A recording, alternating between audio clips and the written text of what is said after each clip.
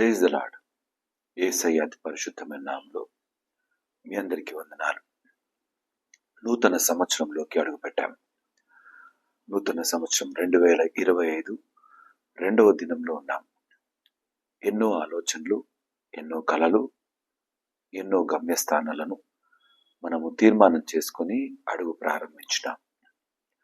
ఇటు ప్రయాణంలో మనకు కావలసిన జ్ఞానాన్ని, తెలివిని, ముందున్న సవాళ్లను ఎదుర్కోవడానికి బలాన్ని ఇచ్చేవారు ఒకరున్నారు. దేవుని సన్నిధానం బ్రతికే బిడ్డలకు దేవుని వాక్యమే ఆధారం. ఈ యొక్క ఉదయకాలము ఒక వాక్య భాగాన్ని మీ ముందు చదివి వినిపిస్తాను. సామెతలు 1వ అధ్యాయం 7వ వచనం. యెహోవా యందు భయభక్తులు కలిగి ఉండుట తెలివికి మూలం. మూర్ఖులు జ్ఞానంను ఉపదేశంను తిరస్కరించుదురు. ఈ మన ప్రయాణంలో మనము నమ్మకమైన తెలివి గలవారంగా బ్రతకాలి అంటే, మన జ్ఞానము కాకుండా దేవుని జ్ఞానాన్ని ఆధారం చేసుకొని బ్రతకాలి అంటే, ఆయన ఉపదేశాన్ని నమ్మకంగా వినగలిగిన జీవితాల్లో మనం ఉండాలి. మంచి మాట చెప్పినప్పుడు చాలాసార్లు తృణీకరిస్తాం. ఒక వ్యక్తి చేపలు పట్టడానికి నదికి వెళ్ళి చేపల కొరకు గాలం వేస్తున్నాడు. చేప దొరకగానే పట్టుకుంటున్నాడు. దాన్ని చేతుల్లోకి తీసుకొని దాని సైజ్ ఎంత ఉందో చూసి వీలైతే చేపను బుట్టలో వేసుకుంటున్నాడు, లేదా తిరిగి చెరువులోకి విసిరేస్తున్నాడు. ప్రక్కన ఉండి చూసిన వ్యక్తి అన్నాడట, నీకు చక్కగా చేపలు పడుతున్నాయి కదా, ఎందుకు అన్నిటినీ తీసుకోవట్లేదు అంటే, నా దగ్గర 6 అంగుళాల పెనం మాత్రమే ఉంది. ఆ యొక్క పెనం పైన ఫ్రై చేసుకోవడానికి ఈ పెద్ద చేప సరిపోదు, కాబట్టి నా సైజుకు సరిపోయే చేపనే నేను తీసుకుంటున్నాను అనే మాట చెప్పాడట. మనం కూడా మన జీవిత ప్రయాణంలో ఎదురయ్యే సవాళ్లకు దేవుడిచ్చే చక్కటి జవాబులను, మార్గాన్ని ఉపదేశించినప్పుడు అవి మనకు ఒకవేళ నచ్చితేనే, మనం అనుకుంటున్న ఆలోచనల్లోకి ఫిట్ అయితేనే మనం వాటిని తీసుకుంటాం, లేకపోతే విడిచిపెడతాం. ఉపదేశాన్ని తృణీకరించేస్తాం. అయితే ఆయన ఉపదేశం విన్నవారు, ఆయన మార్గంలో నడిచిన వారు, వారి జీవితాలు ఆయన చెప్పిన ప్రతి మాటను బట్టి తెలివి కలిగిన వారుగా బ్రతుకుతారు. ఈ లోకంలోని జ్ఞానము ఈ లోకాన్ని సంపాదించుకోవడానికి మాత్రమే సరిపోతుంది. కానీ దేవుని సన్నిధానంలోని జ్ఞానము ఈ లోకంలో ఉన్న వారందరికన్నా వేరైన ఉన్నతమైన బ్రతుకులో కొనసాగలం. అయితే ఈ తెలివి ఎటువంటి నమ్మకమైన కార్యాలు జరిగిస్తుందో తెలుసా? దేవుని కార్యాలు ఎంత గొప్పగా ఉంటాయో తెలుసా? బానిసగా వెళ్ళిన యోసేపు ఆ యొక్క ఫరో రాజు యొక్క కల భావాన్ని చెప్పి జీవపరిచే నమ్మకమైన తెలివిని ఇచ్చినాడు. దీనికి మూలాధారము దేవుడే. షడ్రకు, మేషకు, అబేద్నెగోలు, దానియేలు పట్టబడి వారు బబులోను దేశానికి కొనిపోబడ్డప్పుడు రాజు కన్న కలను దానియేలు చెప్పడానికి కారణం ఎవరు? దేవుని జ్ఞానమే కదా. ఆయన మనకు తెలివినిస్తాడు.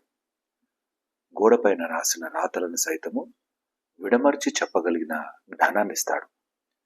మన జీవితంలో ఈ సంవత్సరంలో ఎదురయ్యే ప్రతి సవాళ్లను ఎదుర్కోవడానికి ఆయన జ్ఞానం కలిగి ముందు కొనసాగుదాం, నమ్మకంగా కొనసాగుదాం. ఈ వచన భాగంలో కింది మాట మరొకటి ఉన్నది. మూర్ఖులు జ్ఞానంన ఉపదేశమును తిరస్కరించుతారు.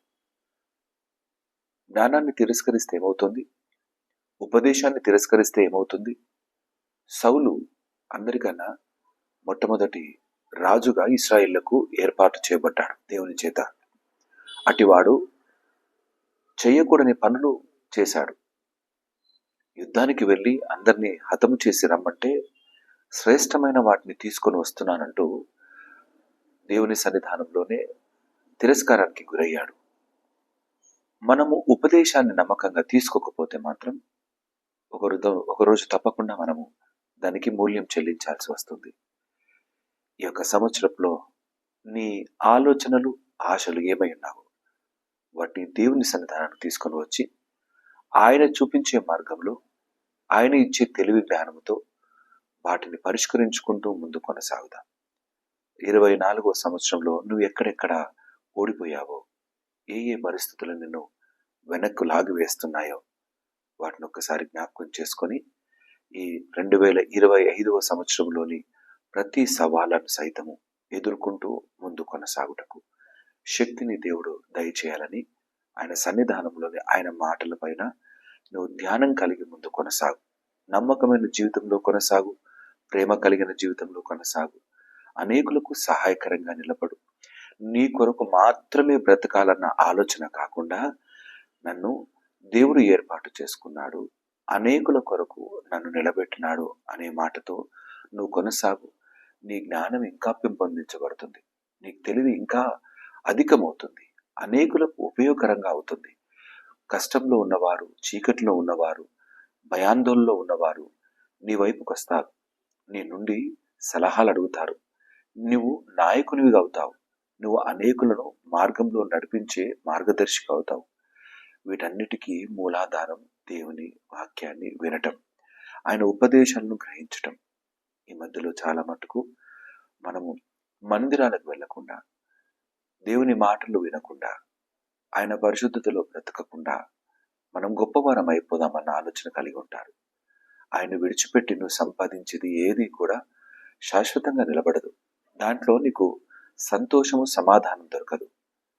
దయచేసి ఈ యొక్క వాక్య భాగాన్ని హృదయంలో దాచుకుందాం. ఆయన ఉపదేశాన్ని ఈ యొక్క సంవత్సరంలో తప్పక నేను విని ఆచరిస్తాను అనే దృఢ సంకల్పంతో అడుగులు ముందుకు వేద్దాం. అట్టి నమ్మకమైన స్థితిలో దేవుడు మనందరినీ స్థిరపరిచి నడిపించును కాక. ఆమేన్. తల వంచుదాం, ప్రార్థన చేసుకుందాం. మా యేసయ్య మీకే వందనాలు.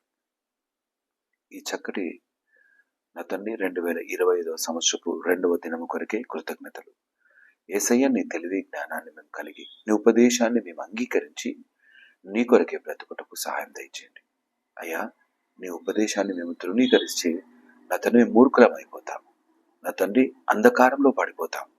అటు బలహీనమైన స్థితిలో మేము లేకుండా మమ్మల్ని బలపరచమని ప్రార్థిస్తున్నాను.